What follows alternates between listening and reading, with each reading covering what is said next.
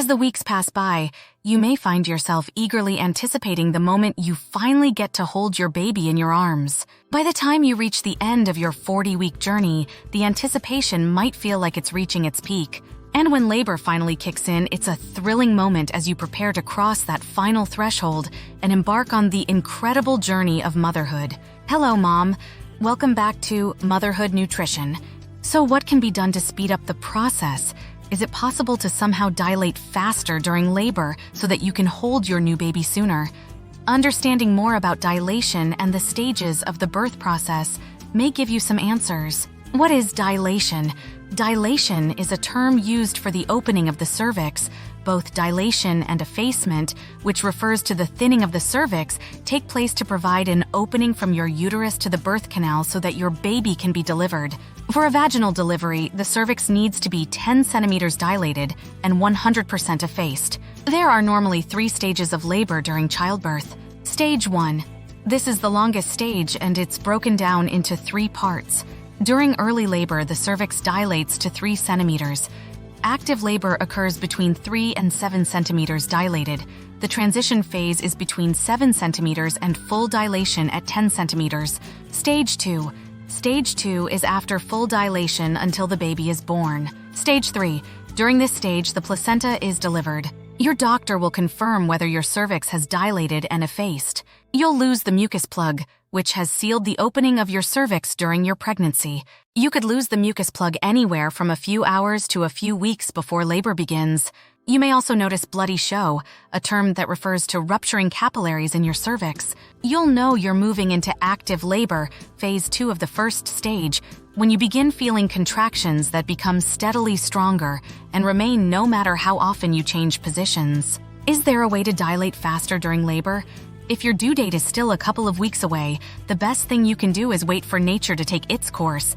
Let your cervix prepare in the most efficient and comfortable way possible for you and your baby. Medications. Your doctor may apply the hormone prostaglandin topically to your cervix or insert a prostaglandin suppository into your vagina. This hormone causes the cervix to soften and contractions to begin. Stripping the membranes. If your amniotic sac is still intact, membrane stripping may trigger labor. Your doctor or midwife will use a finger to swipe against the membranes connecting to the amniotic sac, which can trigger the uterus to release prostaglandin. A synthetic form of the hormone oxytocin is another option your doctor may consider, especially if the prostaglandin gel or suppository isn't working. It's administered through an IV, and it usually brings on contractions within about 30 minutes. There are a few steps you can take to help tip the scales and nudge things along. In order for your cervix to dilate, you need strong uterine contractions. The best way to get these going is by supporting the natural release of oxytocin in the body. Here are some ways to do this. Move your body. A study found that women who participated in regular exercise throughout pregnancy experienced shorter first and second stages of labor than those who were not active in the same way. Light exercise during early labor can also help. That movement can boost oxytocin, which will lead to stronger contractions and quicker cervical dilation.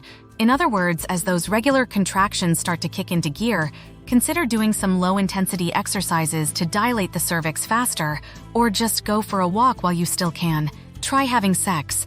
While there's no solid consensus, some research and ample anecdotal evidence have associated sex around the time of your due date with cervical changes that can ultimately kick labor into gear. The prostaglandins in semen can potentially help with effacement, while a release of oxytocin from an orgasm can get cervical dilation causing contractions going. Having sex late in pregnancy is generally considered safe.